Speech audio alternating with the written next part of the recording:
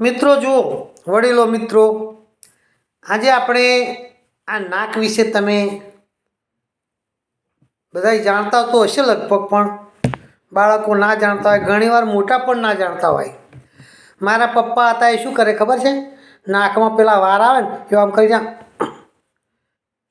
હું નાનો ને ત્યારે આમ કંઈ આમ વાર તોડી કાઢે, આમ કરી આમ વાર તોડી કાઢે. ભાઈ આ નાકમાં વાળ કેમ આપ્યા તમને ખબર છે? ખબર હશે બધાને, કદાચ નહીં જાણતા હોય તો જાણો. એમાં ગુંગા થાય છે ને, અને ઘણા નાના છોકરા આમ કરી મોઢામાં ખાય ગુંગા. આ ગુંગા શું છે? મેલ છે, રજકણો છે, ધૂળના રજકણો છે. નાકની અંદર સહેજ આમ પરસેવો જેવું થાય એટલે આ મેલ, કચરો, ધૂળ બધું નાકમાં ચોંટી જાય અને એના ગુંગા બને. તો આ ભગવાને સરસ નાકમાં વાળ આપ્યા છે. કેમ? એ ગરણી રૂપે વાળ આપ્યા છે. આ નાકની અંદર વાળ છે, એક આપણી ગરણી છે.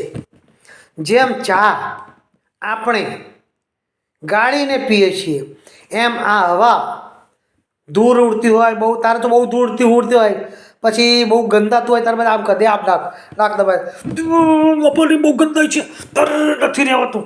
પણ નાક બંધ કરો તાર શું થાય? મોઢું ખુલે. એના કરતાં નાક વાટે હવા લેવી સારી.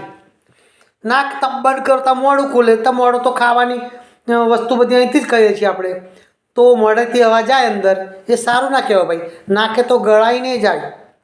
એટલે આ નાકમાં જે વાળ આપ્યા છે ભગવાને, સરસ કુદરતી વાળ આપ્યા છે.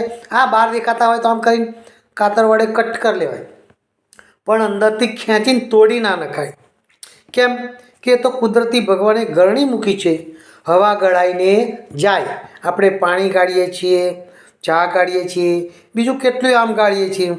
તો આ તો હવા ગળાઈને જાય એના માટે સરસ મજાના બે દ્વાર ભગવાને આપણને આપ્યા છે.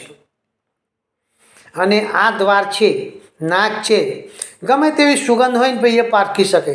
આંખો બંધ હોય તમે અડો નહીં તો પણ એ નાક દ્વારા તમને ખબર પડી જાય. સરસ મજાના ભજીયા આજુબાજુ થતા હોય, રસ્તામાં થઈને બાઇક લઈને જતા હોય, ગાડી, મારો બેટો ભજીયાની સુગંધ સરસ આવે છે, આહા, ઊભી રાખો ગાડી, ઊભી રાખો, નાસ્તો કરીને જાય.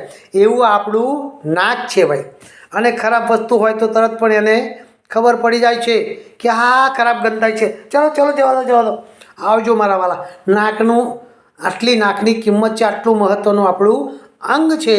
ચલો આવજો ત્યારે.